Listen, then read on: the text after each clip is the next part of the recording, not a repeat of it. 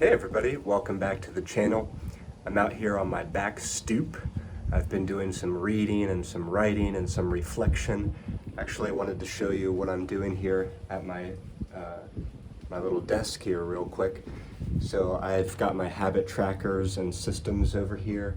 I was writing a reflection on the month of May.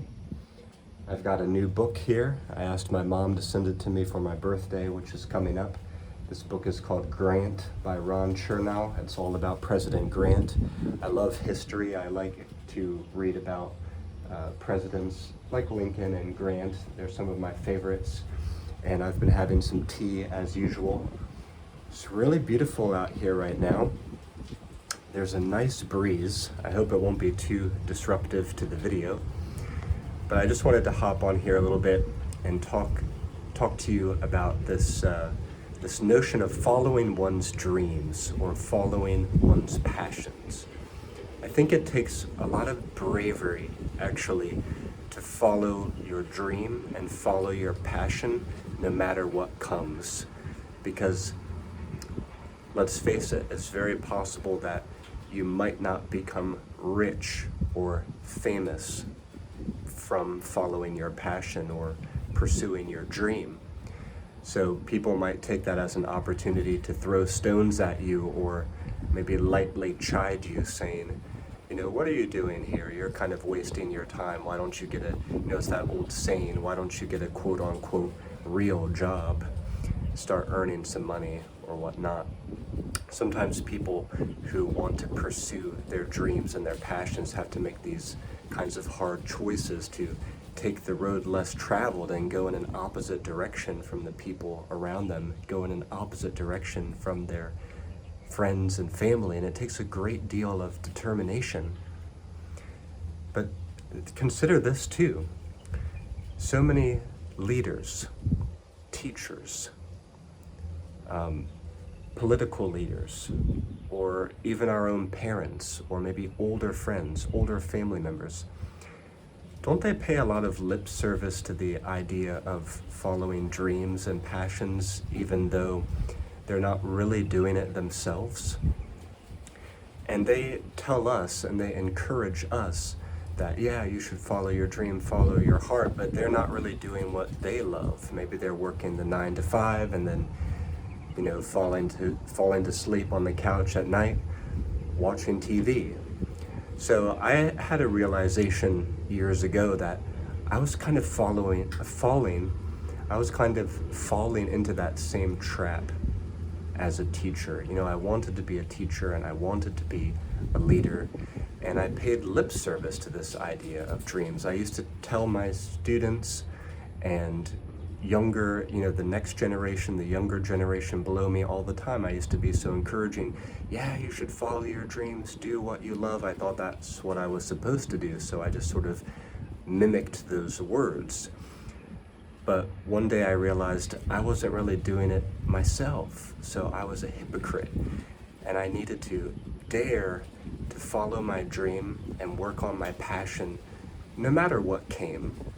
I actually had to show that I was taking those steps in my own life. Well, it's getting a little bit noisy there. I'm just flip that over. Fluttering pages there. So I realized that, actions speak louder than words. And if you really, still a bit noisy, sorry. I don't know what's going on there with that. The wind kicked up.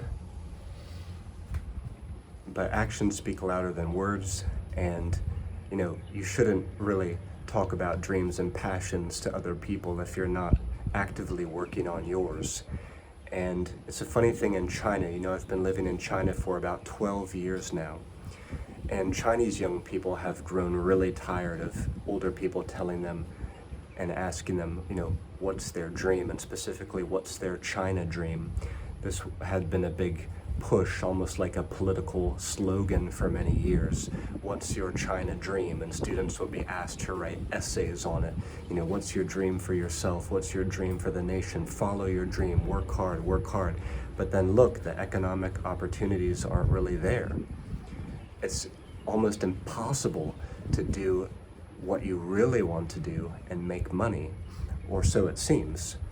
So, there's kind of a disconnect between older people who are saying, follow your dreams, but for younger people to actually do that, they face an incredible, there's so many obstacles to actually doing that.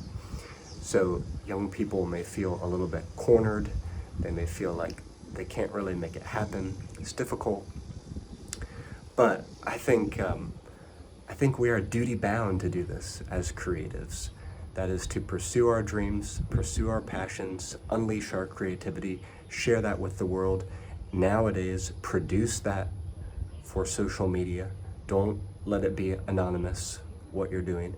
I know it's difficult, but I think we have a duty and responsibility to follow our hearts a little bit more than our heads and share the results of that with the world, no matter what comes. And there's a friend who comes to mind just now as I talk about this. I won't say his name, but he's a bit of an older gentleman. And he is regularly putting himself out there in terms of his creativity. He's very good at art, he's very good at music, and he regularly finds ways to put on exhibitions of his art or gig with other bands and sit in with them. And I really admire that, and I hope that the older that I get, the more willing I will become to put myself out there, to become a part of these scenes, again, no matter what the result is. And I do think that, if you're only in it for fame and for money, if those things don't happen, then you would give up. And if you gave up, then was it ever really your dream in the first place? Probably not. Your highest dreams and passions are something that you feel like you must pursue because of the joy it brings you in the daily process. You fill up your cup from engaging in your process daily. That's what makes your heart feel like it's overflowing. That's what brings you your energy and your charisma that you can share with other people. So if it really was your dream, if it really was your passion, then you'd be engaging with it daily. You'd be growing and sharing it daily, no matter what came next, no matter what the results be. So fall in love with the process, fall in love with the daily pursuit of your dream and the daily sharing of your dream, and I hope it will lead you to great places. If you enjoyed this video today, I hope you'll give it a like and consider subscribing to the channel. I'm going to be posting many more videos to share my creative process. And yeah, I guess I'll leave it there today. Maybe I'll leave you with 20 seconds of lakeside view so I can put up some cards here so that hopefully you'll click on something else and watch more. But thanks for joining me today, and I'll see you back here next time.